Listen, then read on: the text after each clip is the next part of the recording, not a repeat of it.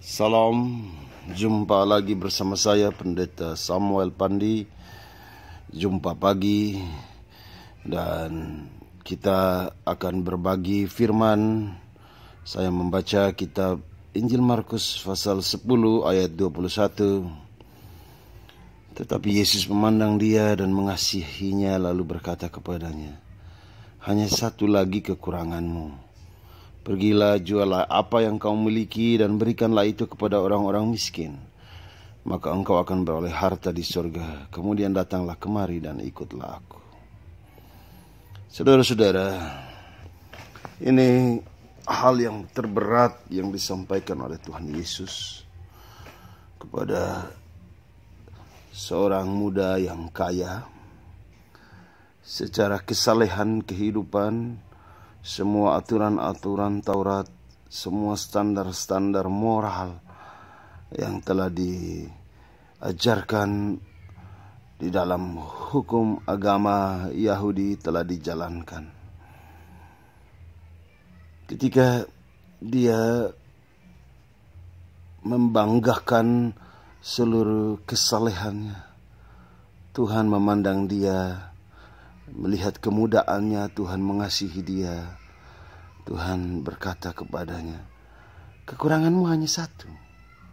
Kesalehan sudah engkau buat. Sekarang coba engkau pergi, jual semua yang kau punya, berikan kepada orang-orang miskin."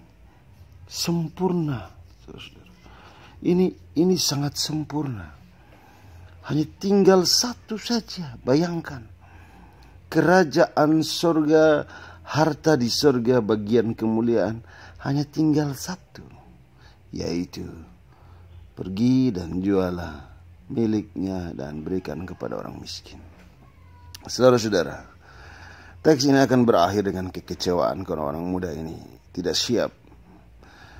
Tetapi kita diajarkan bagaimana, saudara-saudara, bahwa saya dan saudara seringkali kita gagal dalam satu hal. Kita menganggap remeh satu hal kecil. Kita sangka itu tidak penting, padahal itu sangat penting. Hanya satu saja, saudara. Kadangkala kita menjadi orang yang begitu baik, tapi kekurangan kita adalah kita begitu sangat sensitif dengan kemarahan. Kita cepat marah. Ada banyak hal dalam diri kita begitu baik, tapi kekurangan kita hanya satu. Misalnya kita cepat iri hati dengan keberadaan orang lain.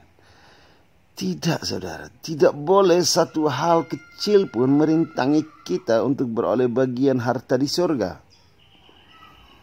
Pergi dan jual hartamu, bagikan kepada orang miskin. Miskinkan dirimu, hatimu, saudara. Maksud Tuhan adalah hatimu sekarang jangan diarahkan kepada kekayaan itu, tetapi ikutlah Tuhan, lepaskan semua itu karena engkau akan dapat harta lebih besar. Dapatkah kita melepas segala yang tidak berkenan dalam diri kita, atau kita melepas kekurangan kita? Dapatkah kita belajar untuk mendengar pendapat orang lain? Dapatkah kita belajar untuk tidak membawa perasaan-perasaan kita hanya untuk satu kepentingan yang besar? Saudara, Tuhan selalu memandang kita dengan mengasihi kita. Terkadang tantangan dan cobaan begitu banyak datang dalam hidup kita untuk meremukkan bagian yang bisa menghalangi kita untuk beroleh harta di surga. Untuk mengubah Yakub, Tuhan harus meremukkan pangkal pahanya, supaya di sungai Yabok dia berubah menjadi pribadi yang baru.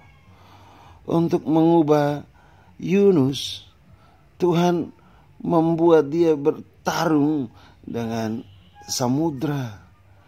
Untuk mengubah seluruh kelemahan saya dan saudara, kekurangan kita, Tuhan kadang membiarkan kita jatuh, menikmati, terasa sakit, sampai akhirnya kita mengerti maksud Tuhan. Mulai hari ini, pagi ini, mulailah belajar untuk melepas kekurangan dalam diri kita, untuk merebut hal-hal yang lebih penting, benar, baik, yang berkesan, yang menolong kita, untuk kita makin besar di mata Tuhan.